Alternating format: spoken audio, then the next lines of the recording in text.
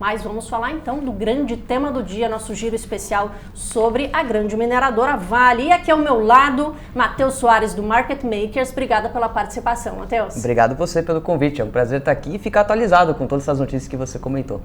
Obrigada aí pela participação mais uma vez e Henrique Cavalcante aqui da Empiricus Research também para comentar sobre a nossa grande mineradora aí, né? Boa tarde, Paula. Boa tarde, pessoal. Sempre um prazer estar aqui com vocês.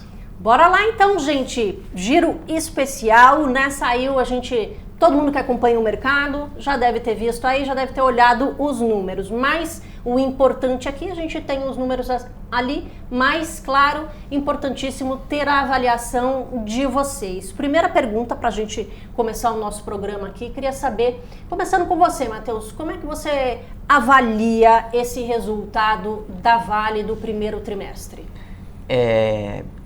A empresa ela sempre divulga uma semana antes um relatório de produção e vendas, né? Então, quando a gente fala que veio em linha porque, como ela divulgou isso uma semana atrás, mais ou menos os números que a empresa reportou já estavam um pouco na visão que o mercado já tinha. Então, quando a gente pega volume vendido de minério de ferro, ela vendeu 64 milhões de toneladas, ela chegou a produzir 70 milhões, né? Esse 64 foi uma alta ano contra ano, isso foi bom porque aqui no Brasil esse período do primeiro tri é um período mais chuvoso e a chuva não apareceu. Então, basicamente, a gente teve maiores exportações de minério para a China.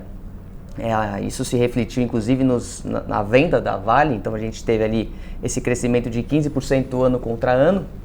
O preço realizado foi um preço de $100 no minério, 100,7 dólares, né, por tonelada. A gente está falando aqui que o minério está sendo negociado a 118, mas você tem alguns custos envolvidos e o preço realizado acaba sempre sendo um pouquinho menor.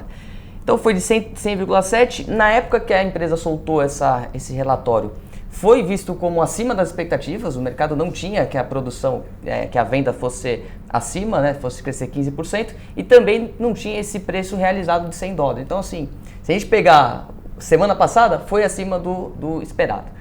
Em relação ao resultado, eu acho que a gente tinha alguns pontos que a gente queria olhar, que era em termos de custo, para saber se a empresa teve um custo em linha com o que o mercado tinha estimado, e também em termos de CAPEX, né, que são os investimentos que a empresa faz. E nesse sentido, a Vale decepcionou em termos de custo, então ela entregou ali um EBITDA que foi de 3,3 bilhões de dólares, né, foi uma queda anual de 2%, como você disse, mas em linha com o esperado. Mas os custos, a gente pega ali o break-even, né, todos os custos envolvidos na produção e também frete, despesas, royalties, tudo que envolve vender minério e transportar esse minério para a China, que é nosso principal comprador, esse custo foi de $62. No ano passado, na mesma comparação, né, no primeiro tri do ano passado, foi de $60. Então foi um pouquinho pior em termos de custo.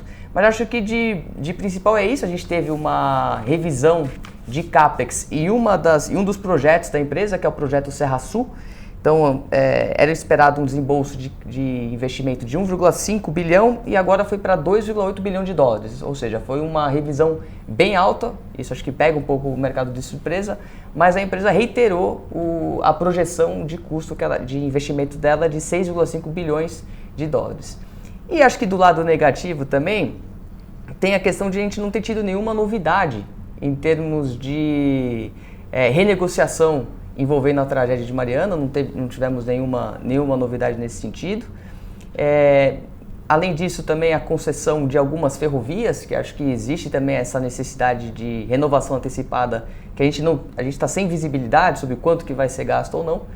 Mas se a gente pegar o que a empresa gerou, né, e o quanto que ela vem pagando de dividendos, então ela teve, como eu disse, um EBITDA de 3,3 bilhões, praticamente 2 bilhões desse EBITDA, né, 57%, ela converteu em caixa, e o que ela vem fazendo consistentemente é distribuído dividendos. Então parte dessa geração de caixa foi distribuído via dividendos ao longo desse trimestre, e também recompra de ações. A empresa vem recomprando sucessivamente as ações.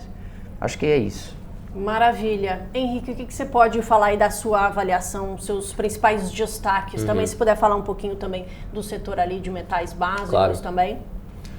Eu concordo com os pontos que o Matheus levantou aqui. Eu acho que para não ficar chovendo muito no molhado, eu trazer a parte dos metais básicos, né? é uma área ali dentro da Vale que tem muito potencial, mas pouco resultado ainda, né?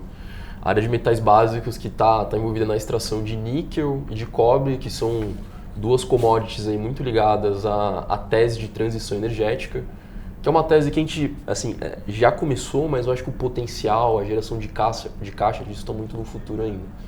Então, é uma linha de negócio que o mercado nutre muitas expectativas em relação à Vale, só que ela não está muito precificada ainda, porque de fato ela ainda está galgando seus passos para conseguir expandir a produção e as vendas, né? E o que a gente viu nesse TRI foi justamente, acho que um pouco mais do que já vinha acontecendo nos últimos TRIs. Tem uma mina da Vale de níquel que ela está passando por algumas manutenções, que é a mina de Onça Puma, e tiveram novas manutenções nesse trimestre, o que impactou a produção e vendas, né? O preço realizado de níquel também ele veio menor na comparação anual e na comparação trimestral.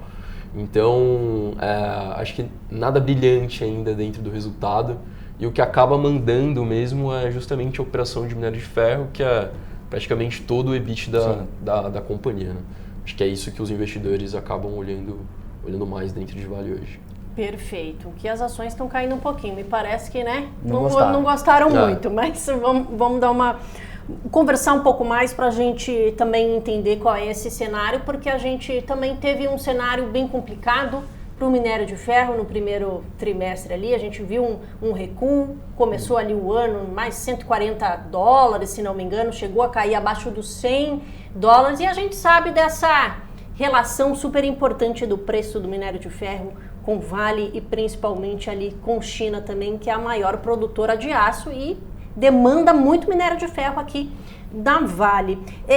E também foi um ponto bastante ali quando a gente olhou no resultado que justamente, né, foi um ponto bem ressaltado ali que o preço do minério de ferro impactou diretamente no resultado da Vale e deve ser um ponto a ser monitorado também nos próximos resultados. Como é que vocês estão olhando para esse ponto exatamente do minério de ferro? Como é que pode impactar? Tendo em vista que a China também, muito se comenta sobre a desaceleração, né, o mercado imobiliário em crise lá. Como é que vocês estão olhando e qual será mais o impacto, né? O que acontece com a Vale a depender do valor do minério de ferro? Quer começar, Henrique, dessa vez aí? Pode ser, vamos lá. Bora lá.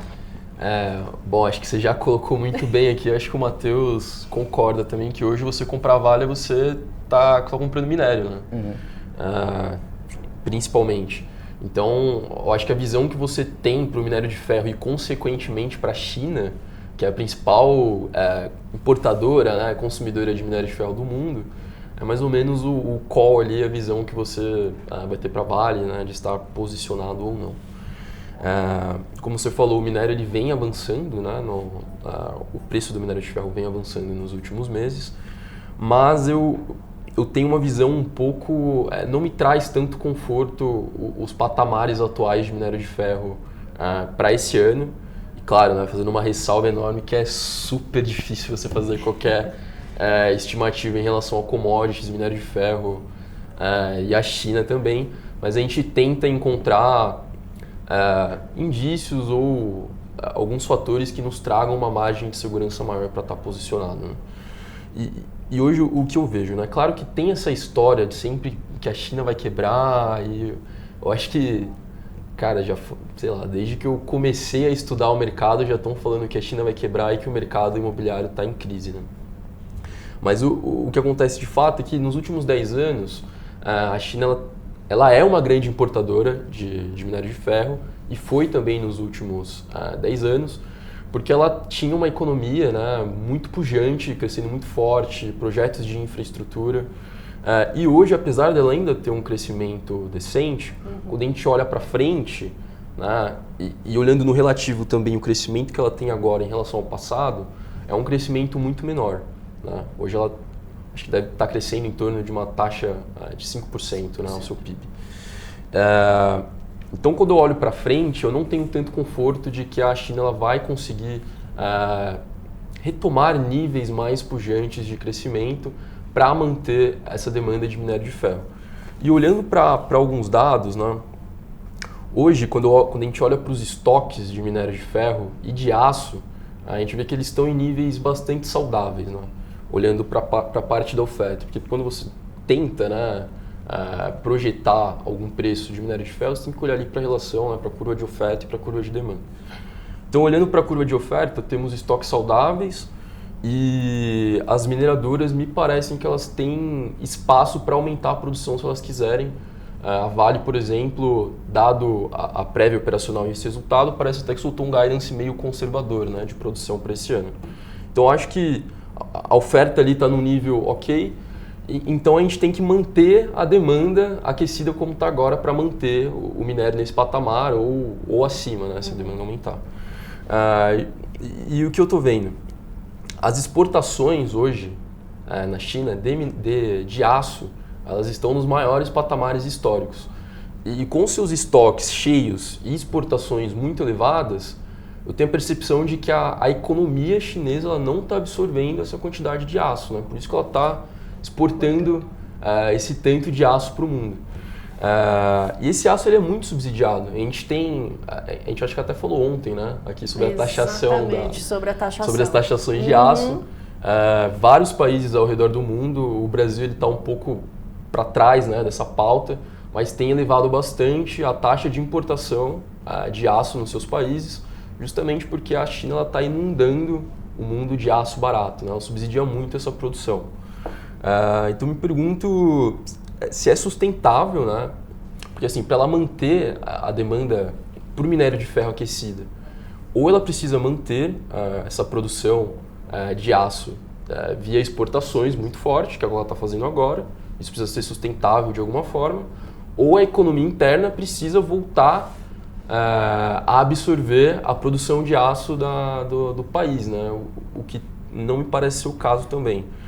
Tem até algumas assembleias, né, que representam empresas privadas dentro da China, que elas estão se movimentando para reduzir a produção dentro da China, porque assim, tem muito minério, está inundado de minério dentro do país e os estoques estão em patamares saudáveis, na minha opinião. Então, quando eu vejo esses pilares, né, para tentar manter o preço do minério de ferro nos níveis atuais ou mais elevados, que seria muito bom para as ações da Vale, acho que não me traz o conforto necessário, né? Mas quando a gente olha para um horizonte de tempo maior, aí eu acho que pode mudar muitas coisas e tem muitas variáveis envolvidas, né? Pode mudar a estrutura de demanda. A China hoje ela é a maior demandante de minério de ferro, mas daqui 5 ou 10 anos ela pode perder parte dessa relevância para outros países que estão numa taxa de crescimento bem acelerada. Fala-se Índia, né? Fala-se até em Índia ser a nova China, né? Exatamente. Então, acho que tem vários fatores para ponderar, mas eu acho que para esse ano eu não estou tão construtivo assim com os preços do minério. Com a valorização, né?